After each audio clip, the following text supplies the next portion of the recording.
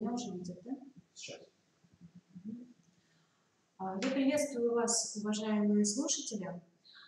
В первую очередь необходимо представиться. Михайлова Екатерина Михайловна. Я являюсь методистом Центра развития общего образования, воспитания, социализации личности. Тема сегодняшней нашей встречи – это организационно-методическое сопровождение республиканского конкурса «Лучшая школьная библиотека Республики Коми». Но прежде чем мы перейдем к рассмотрению непосредственно положения о данном конкурсе, которое раскрывает критерии, которое раскрывает продукты, да, по каждой номинации, мы поговорим о предпосылке создания данного конкурса. Это тоже необходимо в силу того, чтобы обозначить для себя определенные точки опоры, да, для формирования того продукта, который вы представите на суд экспертов. Итак, прежде всего необходимо сказать, если вы внимательно прочитали положение, то здесь упоминается документ, который, обращаю ваше внимание, не является нормативным, это концепция. Да? Концепция об утверждении, приказ Министерства образования и науки Российской Федерации, концепция развития школьных информационно-библиотечных центров. В каком смысле нормативного характера не несет? В том смысле, что все концепции носят рекомендательный характер, да, то есть и несут какую-то идею для воплощения того или иного, в данном случае, деятельности по такого направления, как развитие информационно-библиотечных центров. И в этой же концепции, сходу сказать для понимания, да, картины, существует такой пункт, который гласит, что существующая нормативно-правовая база, регулирующая деятельность школьных библиотек, не соответствует вызовам времени. Таким образом, мы понимаем, что обобщение того опыта, который будет представлен в рамках данного конкурса, скорее всего, будет основой для введения каких-либо изменений нормативного характера. Просим вас обратить на это внимание, да? И перейдем непосредственно к концепции развития школьных информационно-библиотечных центров. Данная концепция основой была стратегия развития воспитания Российской Федерации. Концепция воспитания была создана еще в 2016 году, и до этого очень много дискуссий было об этой стратегии. Стратегия предусматривает планы до 2025 года. Мы сейчас говорим с вами, конечно же, прежде всего о том, что эта стратегия воспитания, которая явилась основой для концепции информационно-библиотечных центров, она предусматривает самое главное – это приобщение подрастающего поколения к национальным базовым ценностям, приобщение нашего подрастающего поколения к тем, как сказать, формированию личности в таком плане, который помог бы и позволил нашему школьнику увидеть, преодолеть те, конечно же, жизненные, возможно, да, какие-то ситуации, быть достойным гражданином Российской Федерации. И даже есть такие фразы относительно того, чтобы нести ответственность, да, воспринимать судьбу Отечества как свою личную. То есть это те цели и те задачи, которые отвечают на вызовы времени, на то, что сегодня происходит в молодежной среде, в среде подрастающего поколения. Мы видим, что проблемы здесь, конечно же, есть.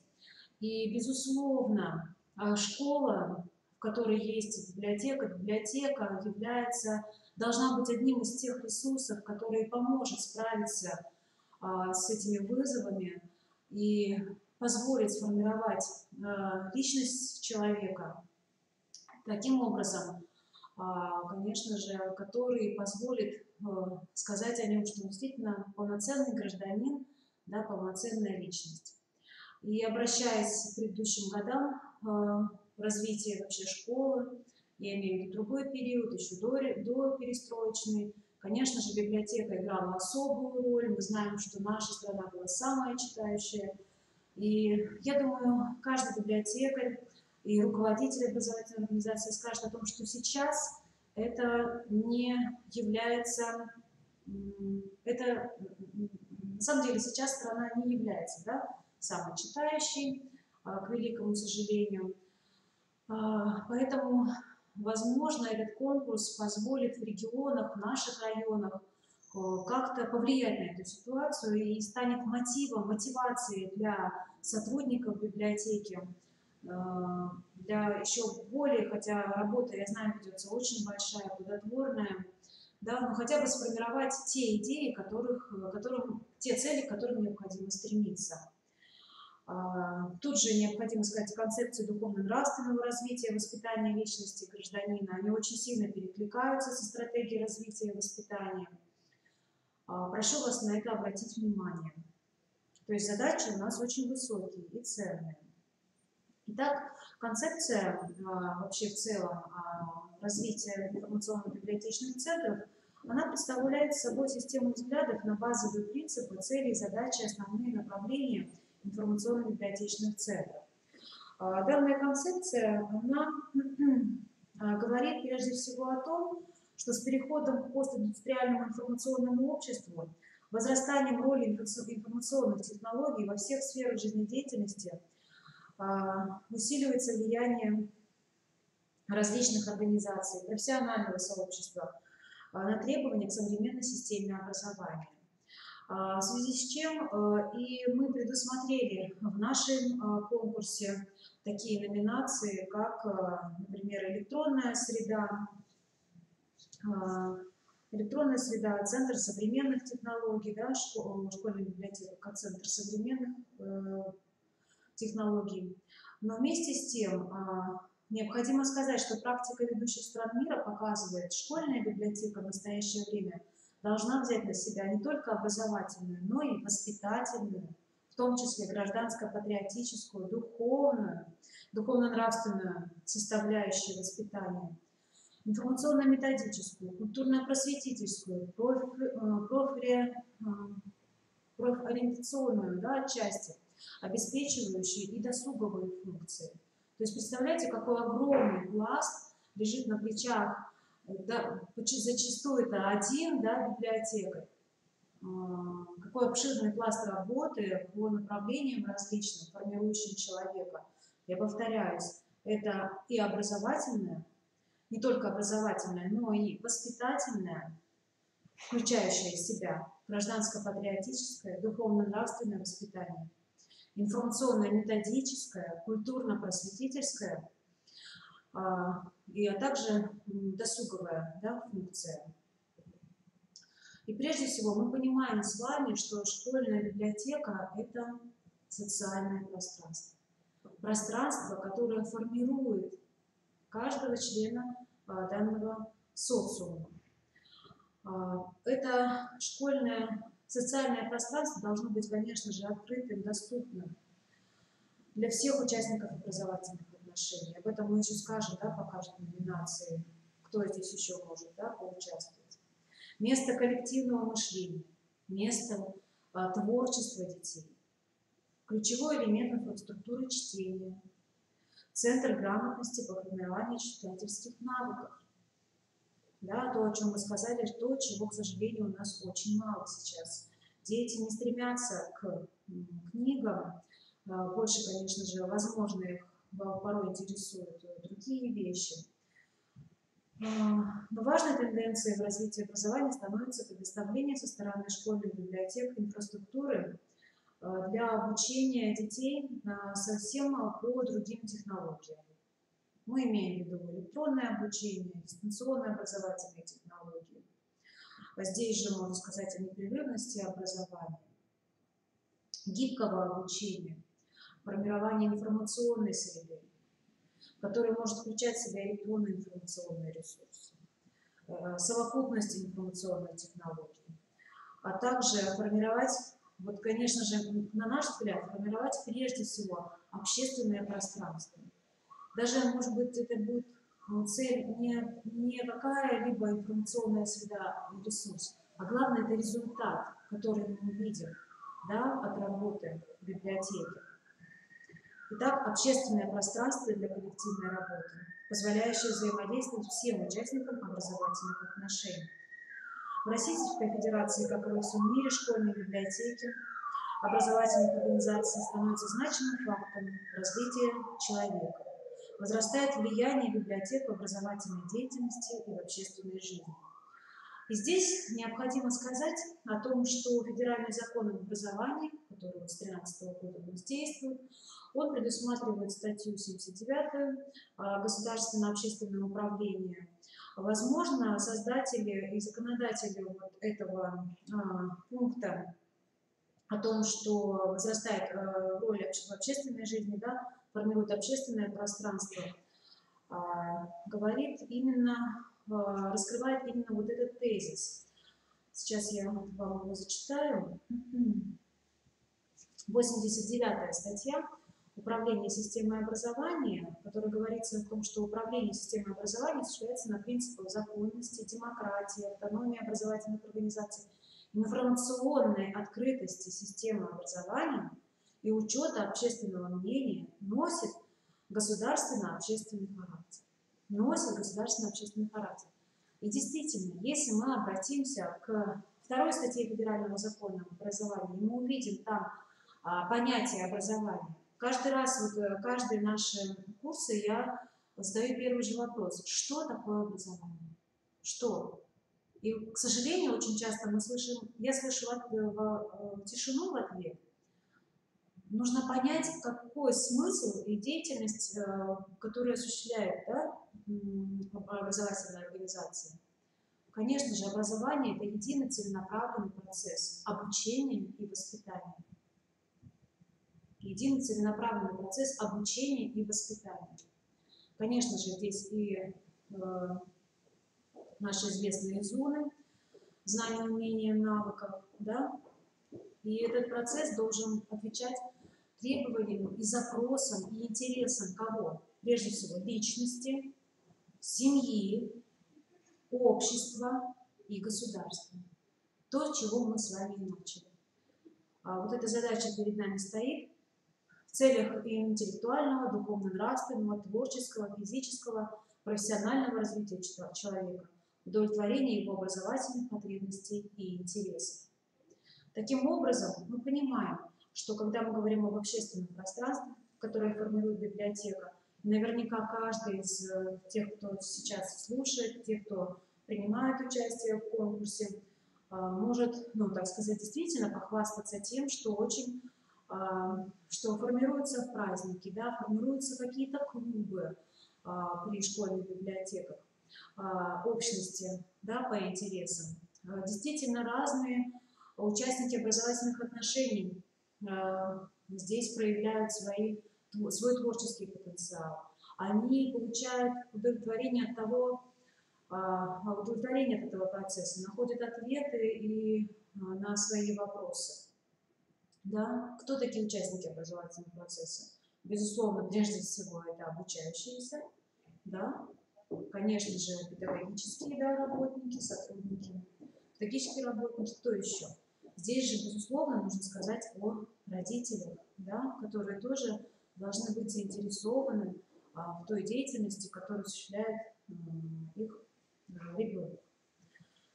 Да? Вот эти вот участники образовательных отношений нужны, конечно же, приобщать к той деятельности, которая осуществляется в школах. Итак, по школьным библиотекам, кроме того, еще хотелось бы сказать, что на основе концепции, причины ее создания, это то, что школьные библиотеки не стали пока активными субъектами, формируемой в стране инфраструктуры чтения и не в полной мере выполняют свою функцию по воспитанию квалифицированного читателя. Это я зачитываю слова из концепции, да? Хотя мы видим, что труда очень много, но вместе с тем обращаем ваше внимание. В целом в Российской Федерации наблюдается структурное отставание от стран, использующих современные модели школьного обучения. Ну, хорошо или это или плохо, можно сказать, скорее всего, от того, какой мы видим результат. Согласны? Да, то есть не всегда, конечно же, библиотека, обладающая всеми современными ресурсами, решает те задачи, которые перед ней стоят. И порой сельская библиотека, в которой есть один библиотекарь, да, один сотрудник, выполняет ту громадную функцию, тот пласт, о котором вы сказали выше.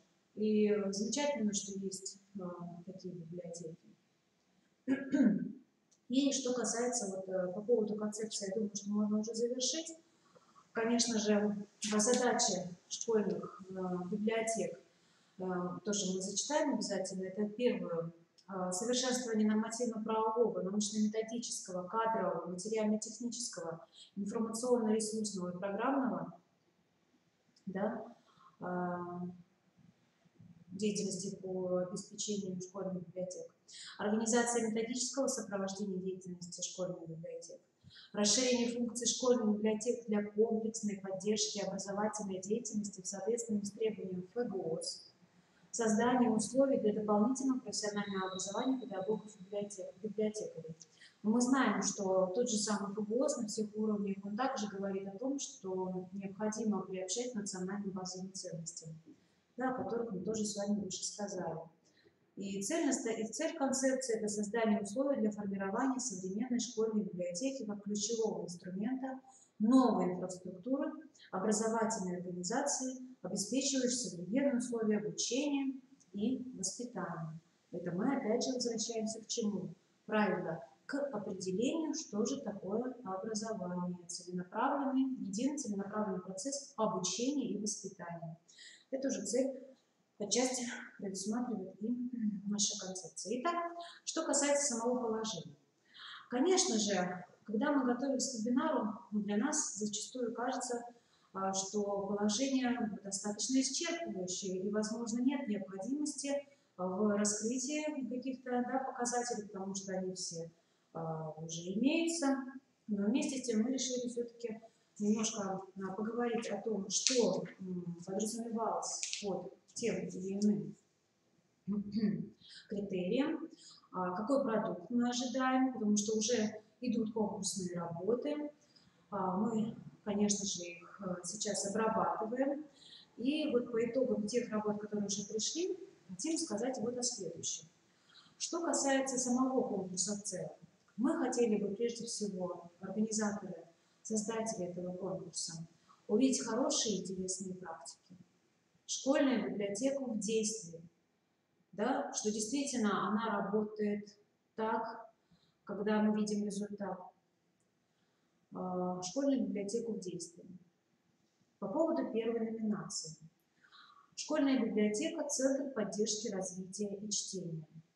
Здесь, конечно же, кажется, что все абсолютно понятно. Вместе с тем, хотелось бы отметить, что здесь какой может быть продукт прежде всего?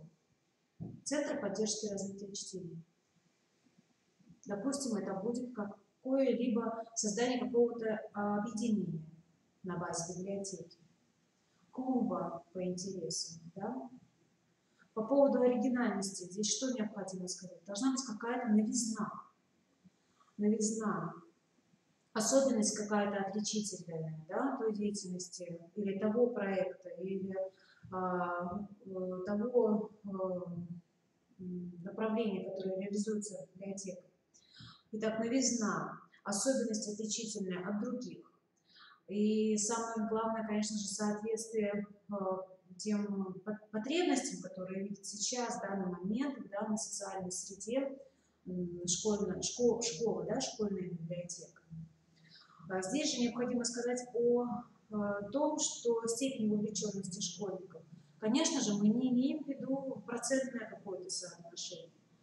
Степень вовлеченности предусматривает под собой интерес, да, обучающихся к деятельности школьной библиотекой. То есть возрастные потребности могут быть разные. Так ведь для начальной школы одно, да, для старшеклассников уже другое. Опять же, взаимодействие со всеми участниками образовательного отношении здесь тоже можно кого-то подключить, еще родителей, да. А если есть государственно-общественное взаимодействие, и, допустим, общественные организации, да, каким-то образом подключаются под различные мероприятия, общественные организации инвалидов, общественные организации, допустим, ну, военные, да, вот, там, Афганистан, их очень много, да, сейчас. Я имею в виду вообще общественных организаций, к которым можно обратиться, допустим, по тематическим каким-то направлениям. Эти же общественные организации в рамках государственного общественного взаимодействия, они могут осуществлять длительную деятельность, совместную, да, по каким-то тематическим направлениям. Я имею в виду, конечно же, не обочку. Культурные, да, какие-то объединения также могут взаимодействовать по различным тем же, например, праздникам, да, если мы говорим о плане воспитательной деятельности образовательной организации, будет прекрасно, если этот план будет в деятельности школьной библиотеки в едином, да, каком-то контексте идти, и будут систематическая какая-то деятельность, представляющая собой не какие-то разовые мероприятия, а та деятельность, которая будет представлять собой, ну, планомерную, да, выработанную уже, или которая попытка наработки той деятельности, в совместной деятельности. Так, соотношение с планом воспитательной деятельности, да, мы сказали. Итак, что касается первой номинации, да, продукт, тоже можно сказать, если здесь есть вопросы, можете задавать в чате. Я, кстати, с самого начала не сказала об этом. Если будут вопросы, можете их написать. Школьная библиотека как центр современных технологий. Здесь, конечно же, прежде всего сказать о продукте можно то, что предусматривается создание какого-то проекта по внедрению тех или иных, да, современных технологий.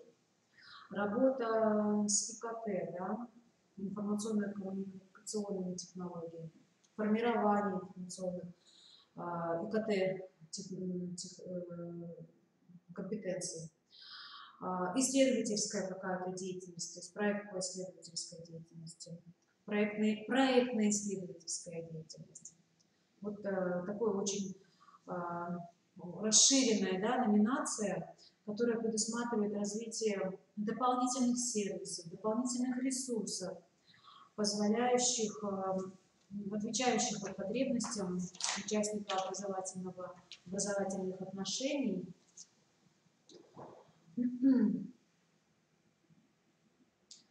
Поэтому как продуктом здесь, конечно же, может быть прежде всего проект, определяющий направление по внедрению и приобщению к тем новым технологиям, на которых можно базироваться. Да? Я уже сказала, базовые ресурсы различные информационные, сервисы дополнительные.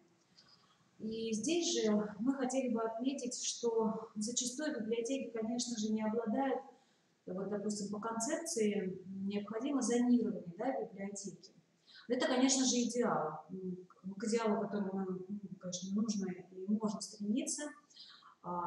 Что здесь имеется в виду? Зонирование по различным направлениям. Например, зонирование по коллективной работе, зонирование по индивидуальной работе, зонирование по доступу к информационным ресурсам. Не всегда библиотека, повторяюсь, обладает этими возможностями. Да? И те усилия, которые библиотекарями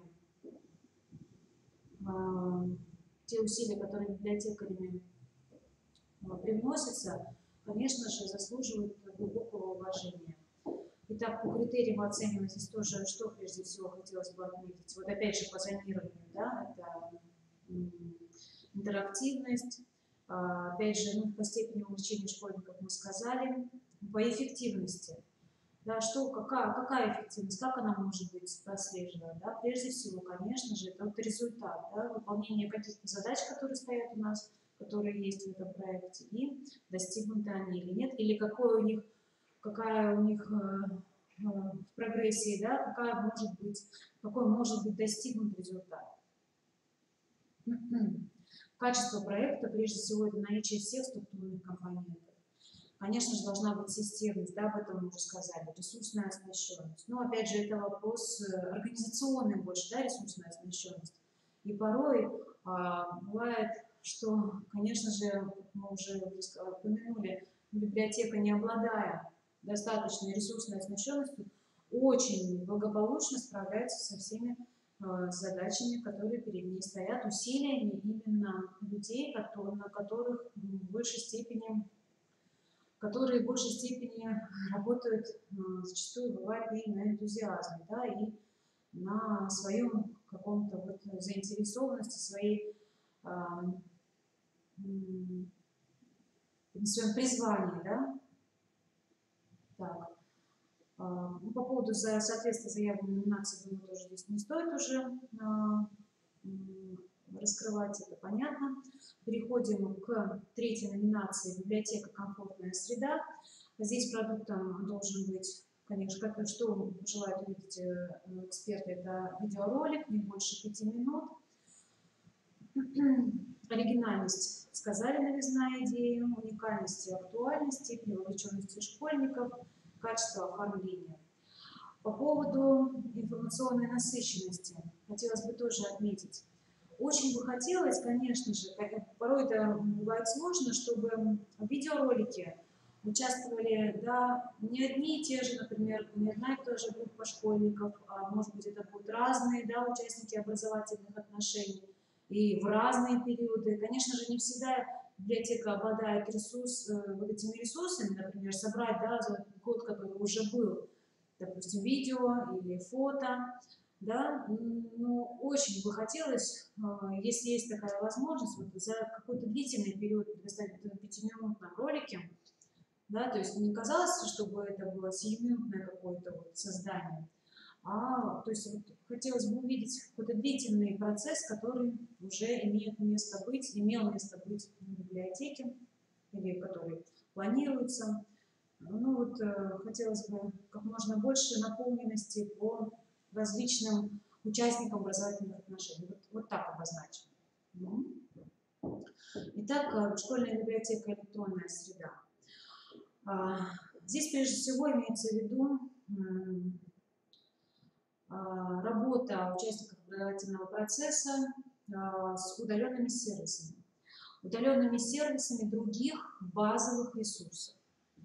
Если они перечислены в этой номинации, электронные библиотеки национальные, да, библиотеки президентская библиотека и другие электронные библиотеки, на них подписание, насколько нам известно, еще бесплатно, да, можно спокойно к ним подключаться. Это те ресурсы, которые могут позволить расширить фонд библиотечный, литературный, да. Часто можно услышать, что фонд библиотеки не пополняется, но, может быть, это одно как раз из средств того, как можно дополнить, да, фонд библиотеки, обращаясь вот к этим электронным ресурсам. Итак, здесь, конечно же, не забываем оформлять, кстати, пояснительные записки, формирующие цели, задачи, да, того или иного проекта. Обязательно, желательно, подробно указывать на состав участников тех или иных мероприятий, которые предусматриваются. Если это будет еще и поэтапное, да, какое-то развитие, часто очень в работах, которые мы видим, уже мы порой не встречаем поэтапного, да, планирования работы. Комплекс мероприятий по достижению цели, инструменты оценивания результата. Это вот как раз к тому, что достигнуты цели у нас или нет, как мы планируем их достигать. Сервисы электронной библиотеки, которые используются. Ну, здесь, да, мы указываем уже ссылки на список книг, с которыми шла работа в рамках мероприятий. В целом, вот по каждой номинации мы прошлись. Надеюсь, вопросов у вас не возникло. точнее, вы нашли, вы услышали то, что необходимо услышать по номинациям. По поводу сроков. Да, у нас были продлены сроки приема заявок. По согласованию с Министерством образования Республики Коми срок был продлен до 21 октября. Ой, 21 сентября, простите, пожалуйста. Срок был продлен до 21 сентября, срок подачи заявок. Поэтому мы ждем, у вас есть еще неделя. Очень надеемся, что все-таки то положение, которое вы перед собой видите о конкурсе, будет вам помощником. Если у вас будут вопросы, вы можете обратиться и в наш центр. В информационном письме есть наши контакты. Также прослушать вебинар будет в записи прикреплен на нашей странице института. Что касается еще вот по срокам, остальные сроки остаются у нас прежними, да, то есть у нас сдвигается только срок приема заявок, да, до 21 сентября. Победители конкурса, именно победитель каждой номинации, да, здесь предусмотрен денежный приз. Были внесены изменения приказом Министерства образования, науки и молодежной политики Республики Коми. Победители конкурса награждаются дипломом министерства и денежным призом в размере 25 тысяч рублей. Участникам конкурса вручаются сертификаты. Да, то есть по каждой номинации будет выявлен свой победитель.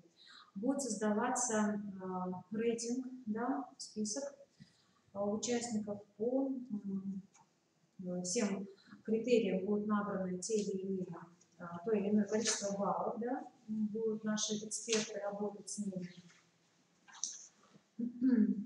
И вот по этому рейтингу, который будет составлен по каждой номинации, будет выявлен победитель.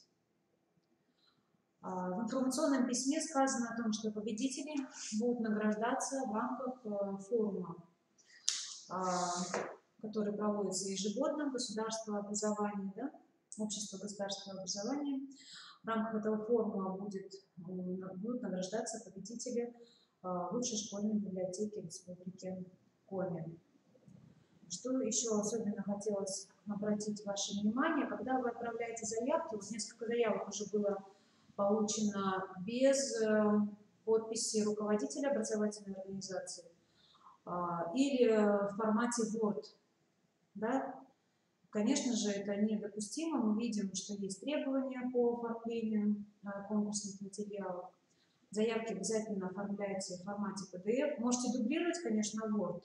Нам это будет проще для того, чтобы формировать просто список участников.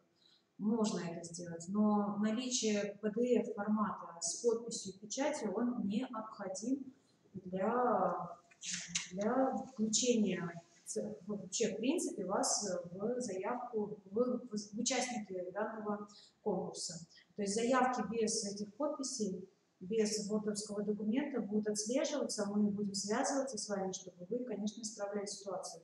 Но чтобы такого не получилось, мы обращаемся к вам заранее с просьбой обращать на это особое внимание.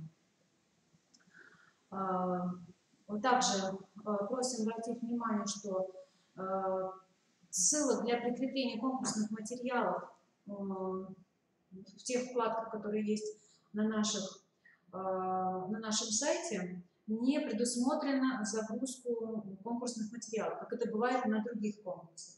Все конкурсные материалы, документы, заявки отправляем на электронный адрес bibl, да, bibl@kro.ru. Ни на какой другой адрес отправлять не надо. Если у вас есть сомнения в том, что отправилась у вас работа или нет, просим вас звонить по номерам, указанным в информационном письме. Михаила Екатерина Михайловна, еще раз обращаю ваше внимание. И желательно во второй половине дня, да, когда у нас с первой половины дня уже загрузились все работы, мы формируем наш реестр, да, и во второй половине дня вы можете перезвонить и уточнить, получили ли мы вашу конкурсную работу или нет. Мы открыты для общения. Если у вас возникнут еще какие-то вопросы, мы тоже, обращаем внимание, готовы на них ответить. Так, Ну, по оценке конкурсных материалов, как я уже сказала, что вот у нас предусмотрен оргкомитет и члены жюри, которые осуществляют саму экспертизу. Членами жюри вы можете познакомиться в приложении, да, к данному положению о конкурсе. Документы и материалы участника рассматриваются не менее чем 3 экспертами, и каждый эксперт несет персональную ответственность за качество и объективность оценки. Итоговая оценка документов материалов определяется как средняя сумма баллов, полученных по каждому из критериев. Так, и обращаем, кстати, еще ваше внимание, что победителями в каждой номинации считаются первые 3 участника конкурса в сформированном рейтинге, набравшие не менее 50% от максимально возможного количества баллов по каждому критерию. Список победителей у нас будет публиковаться на официальных сайтах Министерства и нашего института, а материалы победителей также будут публиковаться для того, чтобы участники данного конкурса смогли познакомиться с ними, может быть, принять, да, какую-то новую для себя информацию, подчеркнуть. Также на портале «Открытое образование Республики Коми». По техническим требованиям конкурсных материалов у нас есть целый раздел, да, в положении. Здесь тоже все очень подробно описано. Те работы, которые уже пришли, мы без труда их смогли загрузить, все получили. Поэтому надеемся, что пополняться будет наш список участников. Да? Так. И по поводу авторские права тоже предусмотрены в этом разделе положения. Итак, мы уже заканчиваем нашу встречу. Надеюсь, что наш вебинар был для вас полезен, по крайней мере, для ориентиров ваших, да, вашей деятельности, вашей работе, по критериям. Да, особенно, вот мы задавали вопросы, это оригинальность и инновационность, да, чем же они отличаются, мы с вами это обозначили, да, это и новизна в оригинальности, новизна идеи, ее отличия. Инновационность предусматривает, конечно же, новые, да, технологии внедрения их. И обращаем ваше внимание на участников, да, тоже делайте на этом акценты, на поэтапном планировании тоже делайте акценты, на планирование и достижение цели, как вы это оцениваете, каким образом достигнутые цели были отслежены, достигнуты ли задачи, реализованы ли те задачи, достигнуты ли те цели, которые предусматривал ваш проект. Просим обращать на это особое внимание. Да, по видеороликам тоже мы, в принципе, сказали. На этом мы завершаем нашу встречу. Мы желаем вам плодотворной работы на благо подрастающего поколения для формирования полноценной личности, да? Чтобы справиться со всеми теми сложностями, которые будут перед ними стоять. И прежде всего, конечно же, теми требованиями, которые предусмотрены теми актами, о которых мы сегодня с вами сказали. Повторяю, что наш центр открыт для взаимодействия и ждем от вас звонков и обращений. Если вопросов нет, вот я не вижу пока.